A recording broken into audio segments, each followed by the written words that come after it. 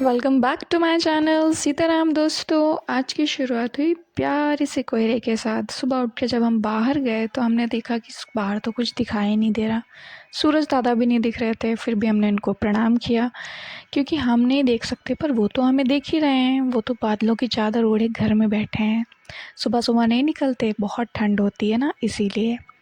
हम जब बाहर गए तो सारे बेबीज़ बाहर ही आ गए। पाणु तो ऐसे देख रहा था कि क्या ही कर रही है। हम अंदर गए तो हमने देखा नंदिनी अपनी मम्मी के साथ बिज़ी हैं और पता नहीं ये लोग आपस में क्या ही बातें कर रही थी, हमारी बुराई कर रही थी शायद। उसके बाद हम घर आ गए। घर आके फिर हमने बाबा के लिए चाय बनाई, बाबा को चाय दिए। पापा सुबह सुबह चाय ही पीते हैं, इसलिए उनके लिए चाय ही बनती है, बाकी सब काढ़ा पीते हैं। हमने नाश्ता किया, फिर दूध रखने छत पर चले गए। सोचा था आज सारे काम करेंगे, मम्मी का व्रत है, उन्हें परेशान नहीं करेंगे, पर मम्मी तो पहले ही सारे काम कर ली थी। हमको बस रोटी बनाना था, इसीलिए हम छत पे दूध रखने गए। और छत से बाहर का व्यू कितना प्यारा लगता है। वापस आके हमने रोटी बनाई।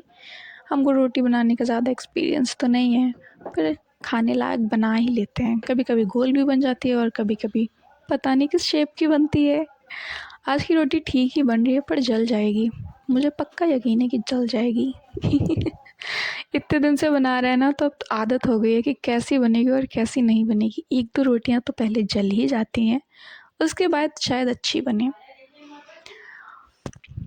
हमने ये प्यारी सी छोटी सी रोटी बनाई अपनी नंदिनी के लिए। उन लोगों को और भी रोटी दी जाती है, पर पहली रोटी तो गाय माता की ही निकाली जाती है। और हमारे यहाँ सबसे प्यारी गाय इस टाइम नंदिनी ही है, क्योंकि बाकी सब बड़ी हो गई हैं और वो छोटी से भी बछिया है, उससे भी छोटी कलिंदी है, पर नंदिनी थोड़ा ज़्यादा ही प्यारी है। और हमारी रोटी जल गई आज भी बनाते बनाते।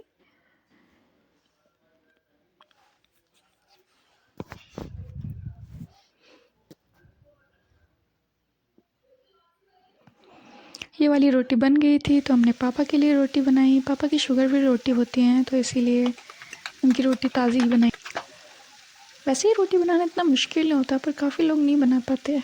जब डेली डेली बनाओ तो आदत हो जाती है।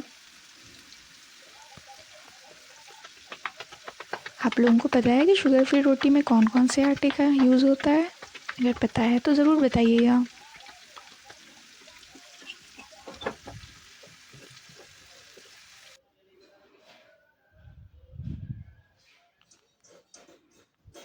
हमारी रोटी भी तैयार हो गई है। हमको तो ज़्यादा सादा खाना खाना अच्छा नहीं लगता, पर बाकी सब लोग तो सादा ही खाना खाना पसंद करते हैं, इसीलिए हमने सबके लिए रोटी बनाकर सबको सादा खाना परोस कर नहाया। नहाने के बाद हम ठाकुर जी से मिलने चले गए। ठाकुर जी से मिले, उनकी थोड़ी सी पूजा कर ली। उसके बाद अपने लिए बनाए पराठे, क्योंकि हमको पराठे बहुत अच्छे लगते हैं। उसके बाद सब लोगों के साथ थोड़ी देर आग सेकी। बहुत ठंड हो रही है हमारे यहाँ, तो पता नहीं आप लोग क्या हो भी रही है कि नहीं, हमारे यहाँ तो बहुत हो रही है।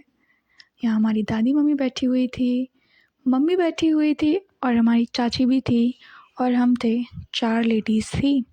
उसके बाद हमने अपना आर्ट वर्क कंप्लीट किया। उसकी क्लिप ही लेना भूल गए थे, आप लोगों को तो याद ही होगी। ये आज ये कंप्लीट हो गई है। इसकी क्लिप लेना हम भूल गए थे, पर हमारा आर्ट वर्क कंप्लीट हो गया है। इसमें रेज़न या वार्निश लगाना पड़ेगा, और इसका जो फ्रेम था वो टूट चुका है, इसीलिए हमको नया फ्रेम लेना पड़ेगा।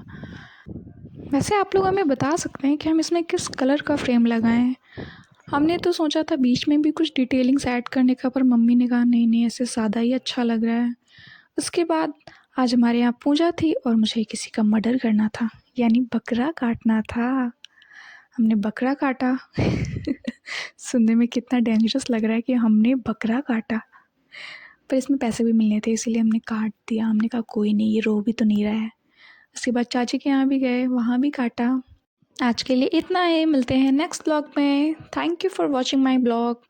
Please like share and subscribe my channel. Tata bye bye, Radhe Radhe.